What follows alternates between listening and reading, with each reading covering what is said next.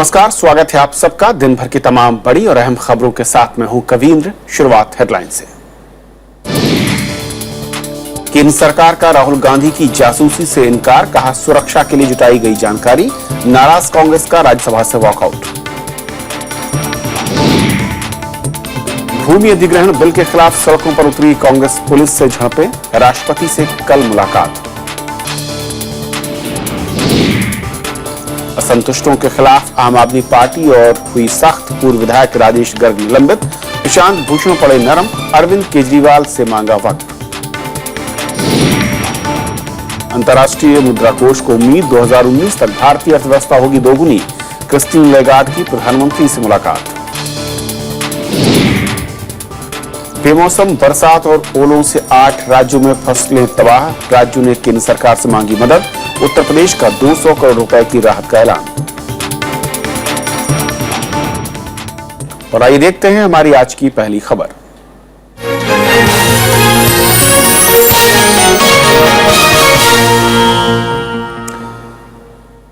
केंद्र सरकार ने कांग्रेस उपाध्यक्ष राहुल गांधी की जासूसी से इनकार किया है। वित्त मंत्री अरुण जेटली ने संसद के दोनों सदनों में कहा कि बड़े नेताओं के हुलिये की जानकारी जमा करने का काम यूपीए के जमाने से चल रहा है।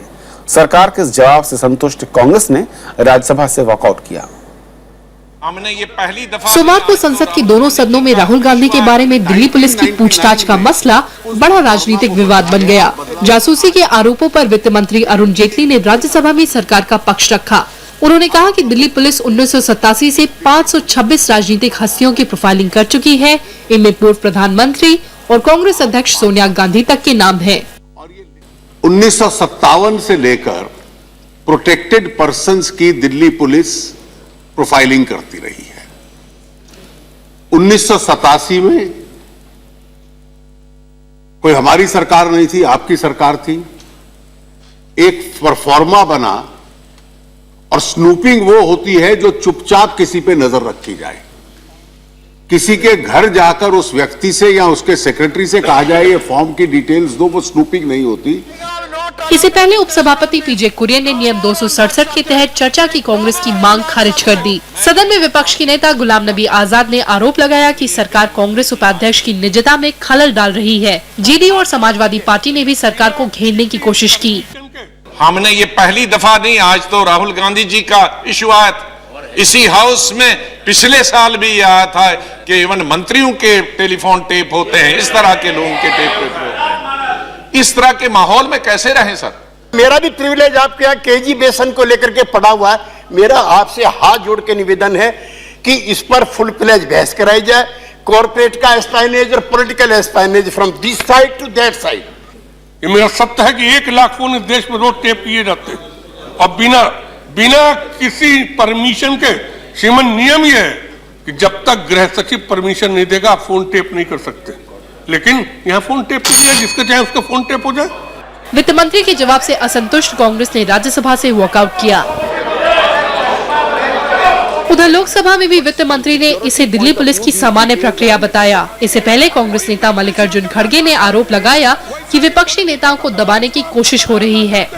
विरोधियों को दबाना चाहते हैं, विरोधियों को डराना चाहते हैं। मेरा सिर्फ हमारे पार्टी के उपाध्यक्ष का नहीं है, सारे अपोजिशन पार्टी के नेताओं के और सारे जो भी उनके विरोधी हैं उनके बारे में ऐसा चल रहा है। उधर दिल्ली पुलिस के कमिश्नर बीएस बसी ने दोहराया कि नेताओं की प्रोफाइलिंग पुरानी प्रक्रिया है। उन्होंने कहा कि ये काम नेताओं की सुरक्षा से जुड़ा है। ये मामला शनिवार से सुर्खियों में आया है।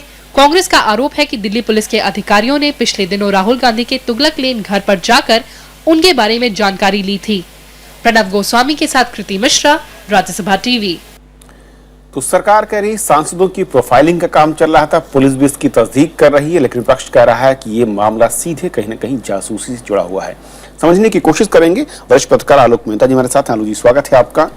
सरकार का अपना पक्ष, अपने तर्क भी हैं, पुलिस के अपने तर्क हैं कि प्रोसेस है, प्रोफार्मा उसको फॉलो कर रहे हैं, लेकिन जो प्रक्रिया है भले ही सामान्य सरकार का है, लेकिन कहीं न कहीं जासूसी को लेकर जो आरोप हैं उनको थोड़ा दम भी देती है। कविन जी, इसको जासूसी कहना ही थोड़ा असल में आजकल हमारा जो मीडिया हो गया है, हम लोग भी कहते हैं, नेता भी लोग भी उस तरह कर रहे हैं। 3 चरण होते हैं। एक पुलिस का सीआईडी, क्राइम ब्रांच जिसको आजकल कहा जाता है, वो अपना लोकल पुलिस जो पूरे देश में जहां जहां लोकल पुलिस वो काम करती है, इंटेलिजेंस ब्यूरो है आईबी जो काम करती है, जो देश में सुरक्षा की दृष्टि से या और भी जहां जहां अपराधी तत्व हैं या कोई और उनको रिपोर्ट हर एक के बारे में बनाना है तो आईबी करती है। और तीसरा रॉ है जो अंतर्राष्ट्रीय मामलों में भारत के हितों की रक्षा करती है। यहाँ पर यही एक सवाल है कि इतने सालों से, जैसा मंत्री भी कह रहे हैं, और पहले तो कल ये बताया गया था कि नहीं ये एनडीए के समय 99 से शुरू हुआ, लेकिन आज जैसे संसद में बताया गया कि नहीं उससे पहले भी 87 चल रहा है। तो तब पुलिस की व्यवस्था थी। आज देखिए आप भी पासपोर्ट, सामान्य नागरिक भी छोड़ो, राहुल गांधी जी तो बड़ी चीज है, किसी का भी, आपका भी कविन जी, यदि पासपोर्ट बना है तो आपकी आंख का रंग क्या है, आपके बाल कैसे हैं, आपका निशान पहचान का क्या है लिखा होता है। और इसी तरह से जो मेरी जानकारी है, मैंने बड़े अधिकारियों से बात की, संसद में जो ऐसे जिनको एसपीजी सुरक्षा मिली होती है उनका तो अलग से प्रोफाइल बना हुआ होता है।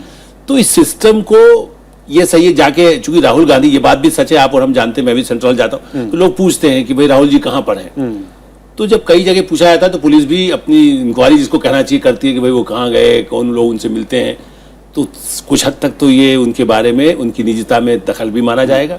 आप कोई भी चीज यदि कर, मेरे बारे में पूरी जानकारी है, मुझसे आके पूछे आपका बाल कैसा है, जासूसी कम, निजता में दखल ज्यादा मामला दिखता है, दिखता है। और दूसरा सबसे बड़ी, मुझे सबसे आश्चर्यजनक बात है कि इतने वरिष्ठ नेता संसद में हैं, जैसे बताया गया था भाई अडवाणी जी का भी होता है या सोनिया जी का हुआ, क्यों नहीं इतने सालों में दोनों उस पार्टी की गृहमंत्री सरकार में बड़े वरिष्ठ नेता, कभी चिदम्बरम साहब भी रहे, कभी बड़े बड़े और अधिकारी रहे, उन्होंने उसको बदला क्यों नहीं कि अब उसकी जरूरत नहीं है, सांसदों का एक अलग से रिकॉर्ड बनता है तो उसके लिए जरूरत नहीं। आप उनके कोई सचिव के बारे में पता लगाए और उनके साथ कोई मिलने वाला ऐसा है, भाई कोई ऐसी अमेठी से कोई ऐसा आदमी आ रहा है जो खतरा उनके लिए है, तो आप पता लगा सकते हैं कि भाई ठीक है, कोई ऐसा व्यक्ति तत्व तो नहीं है जो अपराधी जिससे राहुल जी को खतरा है या अडवाणी जी को खतरा है। तो पूरे सिस्टम को बदलने पर चर्चा के बजाय जासूसी को ज्यादा महत्व दिया गया। लेकिन ये सही है कि सांसदों पर यदि निगरानी रहती है तो उसका एक मुद्दा है, वो भारत में नहीं दूसरे देशों में भी इस तरह के मुद्दे जब आते हैं तो ये इस बारे में पूरे कानून की समीक्षा और नियम, कल वैसे बस्सी साहब ने माना था परसों जब प्रेस कॉन्फ्रेंस किया कि हाँ हमें प्रोफार्मा में विचार करना पड़ेगा। तो भाई उनके कहने की बात क्यों है, संसद में पहले ये बात क्यों नहीं उठती कि आप ये क्या मजाक बना रखा है कि आप इतने बड़े नेता का नाक कान बाल जो आपके पास रिकॉर्ड है उसी को लेने के लिए दोबारा एक कांस्टेबल भेज देते। यानी कि ऐसी परिपाटी जो लगातार वर्षों से चली आ रही, दशकों से, और उसको निभाने की जिम्मेदारी हर सरकार पूरी कर रही, चाहे भले ही सरकार के नाम बदल गए हों, बीजेपी आ गई, पहले ही कांग्रेस रहा करती थी, लेकिन बदलाव नहीं है ना प्रोफार्मा में ना सिस्टम में। यही मेरा इसलिए आपत्ति कि यदि इस बहाने से, चूंकि राहुल गांधी एक वरिष्ठ नेता है और बीजेपी जो उसको डिफेंड करे उनके वरिष्ठ नेता है, बताया गया कि प्रधानमंत्री का भी किया गया प्रोफाइल। अब ये बड़ा देश के लिए कितने अजीब बात है, एक पुलिस कांस्टेबल जाके पूछेगा आपके बाल, जबकि उसके बाद रिकॉर्ड है कि उन्होंने अपना फॉर्म यदि भरा है और यदि उनका जो भी डॉक्यूमेंट बना है, तो मुझे लगता है एक तो नंबर इस पर होना चाहिए और दूसरा ये अविश्वसनीयता बनना, जैसा संसद में ये भी कहा गया कि मंत्री तक डरे रहते हैं हमारा। एक बात मैं इसका और जिक्र करूंगा जो अभी आपकी बाइट में दिखाया गया, मैंने संसद में राज्यसभा में नरेश अग्रवाल जी या कोई सांसद उठा रहे थे, तो ये भी एक मुद्दा है कि पहले जो डाकतार कानून था तब केवल सरकारी फोन होते थे, आज मोबाइल फोन है, इस पर वो कानून कितना लागू है कि नहीं है, और मोबाइल फोन की सर्वेलेंस तो वो आपका पड़ोसी भी कर सकता है। इसी स्थिति इतने इक्विपमेंट्स आ गए हैं, बिल्कुल, और बहुत ही आसानी से उपलब्ध है। तो जब सांसद भी इसकी चिंता है, एक तो नंबर 1, दूसरा ये भी पारदर्शिता का यदि सवाल है, जैसा मैं कहता हूं कि हम यदि पत्रकार हैं, हमारा निष्ठा तो हमारी भी है कि हम कहाँ खाना खा रहे हैं वो निष्ठा है, लेकिन यदि मैं किसी नेता के साथ बात करके उस जो अभी भी जो मामला कांड आया है जासूसी का SR मामले में, तो उसमें आया ना कि पत्रकार भी कुछ गड़बड़ कर सकते हैं, तो यदि उसकी कोई गलत काम है उस पर नजर, यदि मैं गलत काम नहीं कर रहा तो मुझे डरना नहीं चाहिए। बिल्कुल, मेरी यदि पारदर्शिता है, सांसद के घर में सारे लोग नागरिक भी आते हैं, उसकी सुरक्षा का इंतजाम जरूर हो, लेकिन उसमें कोई अपराधी आ रहा है तो अपराधी पर तो कार्रवाई होगी। यदि उसकी गाड़ी से कोई कुचला जाता है मंत्री की, यदि अभी हरियाणा में घटना हुई तो उसको कहा जाएगा ना, पुलिस की गाड़ी से कुचला जाएगा, उस पर कानून तो वही लागू होगा। तो भारत में इन सब पर विचार गंभीरता से संसद में, चूंकि हमारे राज्यसभा चैनल में आप चर्चा कर रहे हैं, सिस्टम पर पूरा विचार होना चाहिए, किसकी नजर रखना है। मोबाइल पे हम आपकी नजर रखेंगे, आप सामान्य आदमी आपका फोन कर रहा है तो कोई आपत्ति नहीं है, लेकिन यदि कोई अपराधी है दुबई से फोन कर रहा है तो नेचुरली ये सरकार की भी जिम्मेदारी है कि दुबई से कोई आदमी किसी नेता को क्यों फोन कर रहा है, क्या उसमें कोई ऐसे कोई उसके साथ अपराधी क्रिकेट के फिक्सिंग में तो उसका खेल नहीं चल रहा है, वो भी जांच के दायरे में होना चाहिए। आखिरी सवाल सर कि जिस तरीके से मुद्दे बार बार मैं कहता हूं, जब राजनीतिक पार्टियां हैं तो राजनीति तो जरूर होगी, और इस मुद्दे पर भी कांग्रेस शायद कोई मौका नहीं चूकना चाह रही है, जिस तरीके का आरोप लगाकर सरकार को घेरने की कोशिश की गई। नवीन जी, मौका इसलिए कि देखिए राज्य सरकारों में ये होता रहा है, वो हरियाणा हो, गुजरात हो, कुछ और राज्य हो, और शायद कुछ हद तक कांग्रेस की सरकार भी करते हैं। मैं उसके हमारे पास उसके ऑथेंटिक में उसको आरोप नहीं लगा रहा हूँ, लेकिन चूंकि पुराने अनुभव गुजरात के आधार पर भी जिस तरह की घटनाएं वहां हुई हैं, या कई पत्रकार हमारे सहयोगी जब जाते थे कहते उनका मोबाइल वहां जाम हो जाता, बंद हो जाता है, तो उसकी पीछे है ना कि उन पर कोई नजर रख रहा है। तो उस अनुभव के आधार पर इसको राजनीतिक मुद्दा तो बनाया गया, और यही सरकार, मुझे ये लगता है कि सरकार जस्टिफाई करने के बजाय ऐसे लोगों की जानकारी इकट्ठी करना जिनको मालूम उनके विरोधी भी है, तो इतनी समझदारी दिखाए, उनसे कहे कि हम आपके पास एक आदमी भेजेंगे और ब्यौरा लगाए, या फिर उस सिस्टम को ठीक करे। और जो ये राजनीतिक आरोपबाजी है, एक विश्वसनीयता सरकार को बनानी होगी कि हम प्रतिपक्ष के प्रति ऐसा काम नहीं करते, कम से कम ये काम नहीं करेंगे। ये सुरक्षा, इस पे एक सर्वानुमति बनना चाहिए। मुझे लगता है ये सवाल एक दल की राजनीति का ही नहीं है, लेकिन राजनीति जरूर बनेगी यदि आपको मन में, जिसको कहते हैं ना चोर की दाढ़ी में तिनका, यदि मैंने कोई गलत किया है तो मैं कहूंगा अरे कोई जी को मेरा कोई टेप तो टीवी कर रहा है, मैं आपके पास आया था, ऐसा तो नहीं है। ये सवाल तो मुझे लगता है कि इस विवाद में राजनीतिक विवाद है, राजनीति है, और कुछ न कुछ ये तो है टोल लेना पर्पस रहा है कि राहुल जी हैं कहाँ। बिल्कुल, बहुत बहुत शुक्रिया अजय जी, आलोक जी, इस पूरी चर्चा में शामिल होने के लिए। जो बहुत आपने बात की, सिस्टम किस तरीके से बदला जाए और सर्वानुमति सर्वसम्मत से किस तरीके से इस फैसले को तमाम पार्टियां अमल में लाएं, वो बेहद जरूरी है। ये थी हमारी पहली खबर। छोटा सा ब्रेक, और ब्रेक उस पार दिन भर की दूसरी खबरें।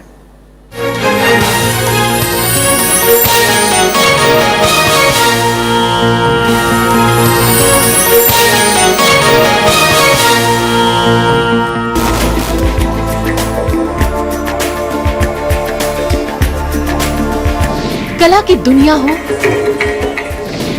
या साहित्य का संगम, पर्दे के सितारे हों या संगीत की सरगम, हम हैं सबके साथ हरदम। देखिए शख्सियत, गुफ्तगू और विरासत का इंद्रधनुषी संसार। देखिए सिर्फ राज्यसभा टीवी के पर्दे पर बार बार। India star shining in global affairs. The professional army of any country does not have faith, piety and jihad in the name of God. From regional power to assertive global leader. Sri Lanka denies that these violations took place. We want India to be a superpower.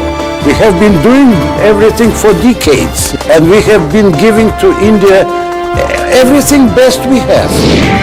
Experts debate the nation's foreign policy.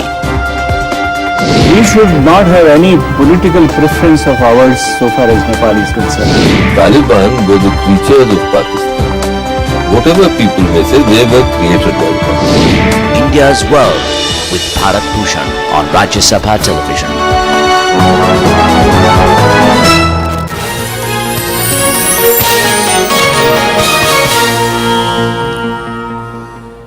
भूमि अधिग्रहण संशोधन विधेयक के खिलाफ कांग्रेस ने आज दिल्ली में प्रदर्शन किया। संसद की ओर बढ़ रहे प्रदर्शनकारियों को रोकने के लिए पुलिस ने लाठीचार्ज और पानी की बौछार की, जिसमें कई लोग घायल हुए। बिल के विरोध में कांग्रेस समेत कई विपक्षी दल कल राष्ट्रपति से मुलाकात करेंगे। कांग्रेस ने दिल्ली में भूमि अधिग्रहण संशोधन विधेयक के खिलाफ सोमवार को प्रदर्शन किया। मौका था 13 मार्च को ग्रेटर नोएडा के भट्टा पारसौल गांव से शुरू हुई पदयात्रा के दिल्ली पहुंचने का। जंतर मंतर पर हुए धरने में गुलाम नबी आजाद, अहमद पटेल, जयराम रमेश और अंबिका सोनी समेत कई बड़े नेता शामिल हुए। वहीं जंतर मंतर से संसद की ओर मार्च कर रहे प्रदर्शनकारियों को रोकने के लिए पुलिस ने लाठीचार्ज और पानी की बौछार। कांग्रेस एनडीए सरकार की ओर से लाए गए भूमि अधिग्रहण संशोधन विधेयक को किसान विरोधी करार दे रही है। सड़क पर तो अभी आप देख रहे थे, जब संसद में आएगा तो हम इसका डट के विरोध करेंगे। पहले कानून में प्रावधान था कि 5 साल के लिए अगर उसका इस्तेमाल न तो उनको वापस करनी है, वो प्रावधान उन्होंने निकाल दिया। तो ये तो ऑटोक्रेसी है, ये किसानों के हित में नहीं है। कांग्रेस के आक्रामक आंदोलन के बावजूद केंद्र सरकार इसे ज्यादा तवज्जो नहीं दे रही है। सत्ता से बाहर होंगे तो कुछ ना कुछ तो करेंगे ना। आरजेडी अध्यक्ष लालू प्रसाद यादव ने भी रविवार को पटना में केंद्र सरकार के खिलाफ प्रदर्शन किया था। आरजेडी ने केंद्र सरकार पर वादा खिलाफी और जन विरोधी नीतियों का आरोप लगाया। भूमि अधिग्रहण संशोधन विधेयक 10 मार्च को लोकसभा से पास हो चुका है। अब इसे राज्यसभा में पेश किया जाना है, लेकिन उच्च सदन में अल्पमत में होने के चलते कांग्रेस समेत दूसरे दलों का विरोध सरकार के लिए मुश्किल का सबब बन सकता है। अनु दीवान, राज्यसभा टीवी। आम आदमी पार्टी के नेता प्रशांत भूषण और योगेंद्र यादव ने अरविंद केजरीवाल से मुलाकात का समय मांगा है। केजरीवाल 12 दिनों के इलाज कराने के बाद बेंगलुरु से दिल्ली लौट आए हैं। प्रशांत भूषण और योगेंद्र यादव को केजरीवाल की गैर मौजूदगी में हुई कार्यकारिणी की बैठक में पीएसी से बाहर कर दिया गया था। इस बीच स्टिंग जारी करने वाले अपने पूर्व विधायक राजेश गर्ग को आज पार्टी ने सस्पेंड कर दिया। मैं तो चाहता हूं कि अरविंद से मिलकर आमने सामने आराम से बात हो सके इस विवाद के ऊपर, जिससे कि विवाद खत्म किया जा सके, और मैंने उनको मैसेज भेजा है।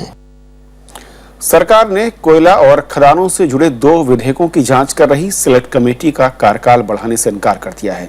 विपक्षी दलों की मांग थी कि इन विधेयकों के अध्ययन के लिए और ज्यादा समय की जरूरत है। सिलेक्ट कमेटी को 18 मार्च तक अपनी रिपोर्ट सौंपनी है।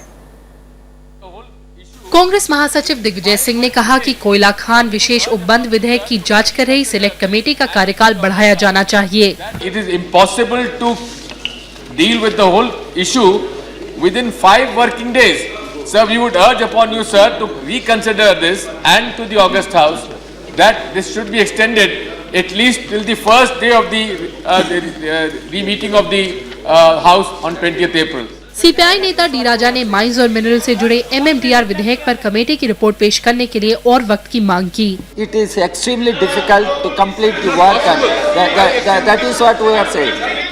लेकिन सरकार ने सिलेक्ट कमेटी का कार्यकाल 18 मार्च से आगे बढ़ाने से इनकार कर दिया। केंद्रीय संसदीय राज्य मंत्री मुख्तार अब्बास नकवी ने कहा कि दोनों कमेटी के गठन के वक्त ही आम राय से समय सीमा तय हुई थी। जिस वक्त सेलेक्ट कमेटी बनी उस समय सभी पार्टियों के माननीय सदस्य उसमें सदस्य हुए और उस समय 18 तारीख तक सिलेक्ट कमेटी अपनी रिपोर्ट देगी, ये बात चेयर की तरफ से अनाउंस की गई और जिसे सबने स्वीकार किया। विपक्ष के दबाव के बाद 11 मार्च को राज्यसभा ने इन दोनों विधेयकों को सिलेक्ट कमेटी में भेजने का फैसला किया था। लोकसभा से पारित हो चुके इन दोनों विधेयकों पर इससे पहले सरकार ने अध्यादेश जारी किए थे। प्रीति मिश्रा, राज्यसभा टीवी। केरल विधानसभा से आज विपक्षी एलडीएफ के 5 विधायकों को पूरे सत्र के लिए निलंबित कर दिया गया। इन विधायकों पर बजट पेश करते वक्त विधानसभा में तोड़फोड़ करने का आरोप है। उधर विपक्ष ने स्पीकर की कार्रवाई को एकतरफा बताया। सोमवार को केरल विधानसभा की कार्यवाही शुरू होने पर मुख्यमंत्री ओमन चांडी ने एलडीएफ गठबंधन के 5 विधायकों को निलंबित करने का प्रस्ताव रखा। उन्होंने कहा कि 13 मार्च यानी बजट वाले दिन विधानसभा में जो कुछ हुआ उससे राज्य की बदनामी हुई है। Everything was open to everybody. All the visual medias and all the press people, they are all there. But there is nothing against no MLAs from ruling front. LDF सदस्यों ने मुख्यमंत्री के इस प्रस्ताव का विरोध किया, जिसके बाद सदन की कार्यवाही 23 मार्च तक स्थगित कर दी गई।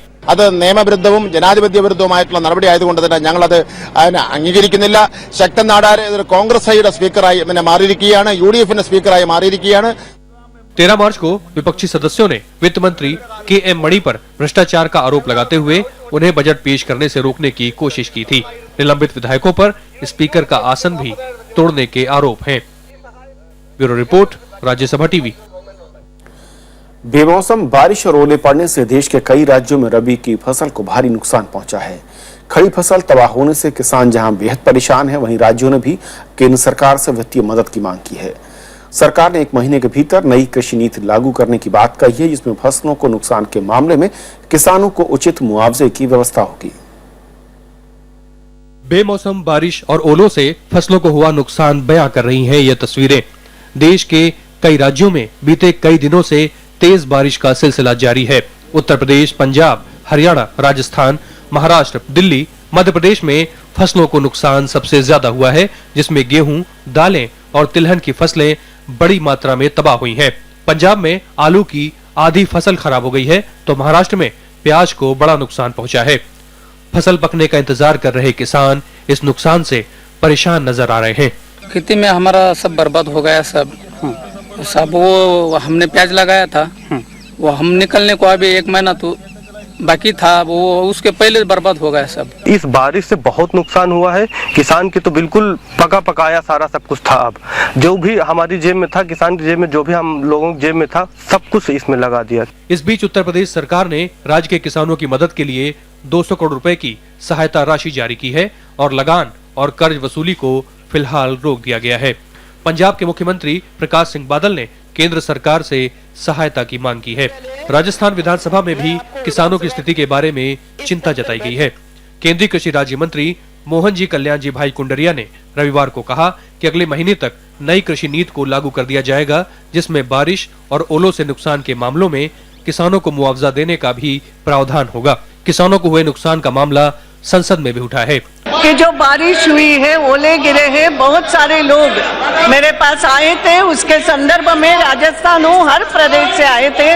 हम एग्रेरियन क्राइसिस पे चर्चा ले ही रहे हैं, इसलिए मैं आप सबको कहूंगी उसके दौरान भी या कल समय मिला तो कल भी आप इसको उठा सकेंगे। दरअसल पश्चिमी विक्षोभ की वजह से बेमौसम बारिश और ओलावृष्टि का सिलसिला इस महीने की शुरुआत से ही देखा जा रहा है।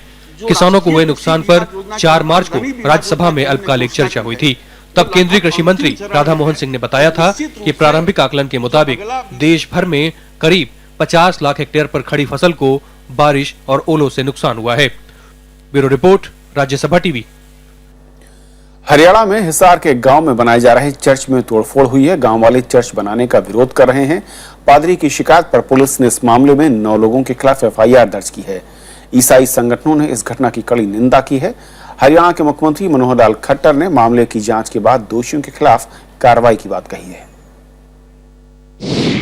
दुख की बात है, क्योंकि सीसीटीवी फुटेज में तो साफ पता चलता है कि कौन कौन है, उनका चेहरा भी पहचान जाता है, लेकिन पुलिस अभी तक किसी को अरेस्ट नहीं किया, वही डिटेन किए। तो हम यही चाहते हैं कि और जल्दी कार्रवाई हो। गई है और 9 लोगों के खिलाफ को है और उसकी जांच चल रही है। जिसे जांच में जो भी दोषी पाए जाएंगे उनके खिलाफ कार्रवाई। थोक महंगाई दर में लगातार चौथे महीने भारी गिरावट आई है। फरवरी में ये -2.06% पर थी। ईंधन और विनिर्माण उत्पाद सस्ता होने से महंगाई दर में गिरावट देखने को मिली। जनवरी में यह दर -0.39% थी। फरवरी में प्याज, दालें और प्रोटीन युक्त चीजें महंगी हुई, जबकि सब्जी, फल और दूध सस्ते हुए। थोक महंगाई दर में और कमी के बाद उद्योग संगठनों ने ब्याज दरें कम करने की मांग की है। इनका कहना है कि बैंकों को रेपो रेट में कमी का फायदा अब ग्राहकों तक पहुंचाना चाहिए। IMF की प्रमुख क्रिस्टीन लेगार्ड ने प्रधानमंत्री नरेंद्र मोदी और वित्त मंत्री अरुण जेटली से आज दिल्ली में मुलाकात की। इससे पहले लेगार्ड ने श्रीराम कॉलेज के कार्यक्रम में कहा कि 2019 तक भारतीय अर्थव्यवस्था का आकार 2009 के मुकाबले दोगुना हो जाएगा। उनके मुताबिक 2019 तक भारत की GDP जापान और जर्मनी की कुल GDP से भी ज्यादा होगी। IMF के अनुमान के मुताबिक अगले साल भारत की विकास दर 7.5% रहेगी, जो उसे दुनिया की सबसे तेज अर्थव्यवस्था बना देगी। लेगार्ड के मुताबिक दुनिया के कई देशों में आर्थिक विकास की रफ्तार सुस्त है। इसके उलट भारत में विकास की तेज संभावनाएं मौजूद हैं। स्वाइन फ्लू के कहर के बाद उत्तर प्रदेश में अब बर्ड फ्लू का खतरा बढ़ने लगा है। अमेठी के शुक्ल बाजार इलाके में इस बीमारी की पुष्टि के बाद सरकार ने जिलाधिकारियों को सभी जरूरी कदम उठाने के निर्देश दिए हैं। 4 जिलों की टीम गठित कर गांव में संक्रमित पशु पक्षियों को नष्ट करने का काम शुरू कराया गया है, जिनमें बाराबंकी, सुल्तानपुर, फैजाबाद और अमेठी जिले शामिल हैं। टीम ने अब तक 883 पक्षियों को मारा है। बर्ड फ्लू के लक्षण 48 घंटे के बाद सामने आते हैं। संक्रमित व्यक्ति की आंखें लाल हो जाती हैं, पानी आता है और मरीज को खांसी, बुखार और गले में सूजन के साथ सांस लेने में दिक्कत भी हो सकती है।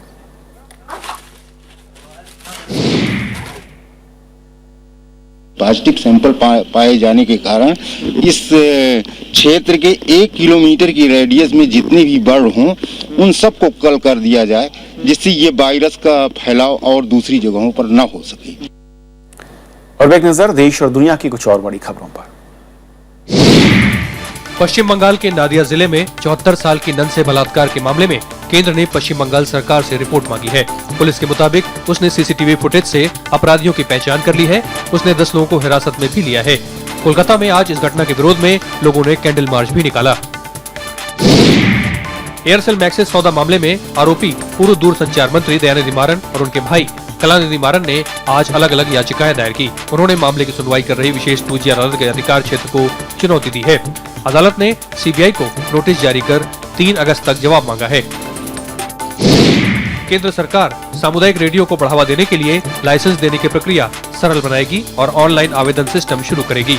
5वें राष्ट्रीय सामुदायिक रेडियो सम्मेलन में सूचना और प्रसारण मंत्री अरुण जेटली ने ये भरोसा दिलाया। उन्होंने कहा कि सरकार दूर दराज के इलाकों तक रेडियो की पहुंच बनाना चाहती है। रूस के राष्ट्रपति व्लादिमीर पुतिन 11 दिन के बाद आज जनता के सामने दिखे। 5 मार्च को रूस की यात्रा पर आए इटली के प्रधानमंत्री मोटेओ रेंजी से मुलाकात के बाद पुतिन से जुड़ी कोई खबर नहीं मिल रही थी। किर्गिस्तान के राष्ट्रपति अल्माजबेक से आज मुलाकात के दौरान पुतिन जनता के सामने नजर आए। कारोबारी हफ्ते के पहले दिन शेयर बाजार में गिरावट दर्ज की गई। सेंसेक्स 65 अंक की गिरावट के साथ 28,437 अंक के स्तर पर बंद हुआ। सेंसेक्स का एक महीने में ये सबसे निचला स्तर है। निफ्टी 14 अंक की गिरावट के साथ 8,633 अंक पर बंद हुआ। तो खबरों के आज के सफर में बस इतना ही। नमस्कार।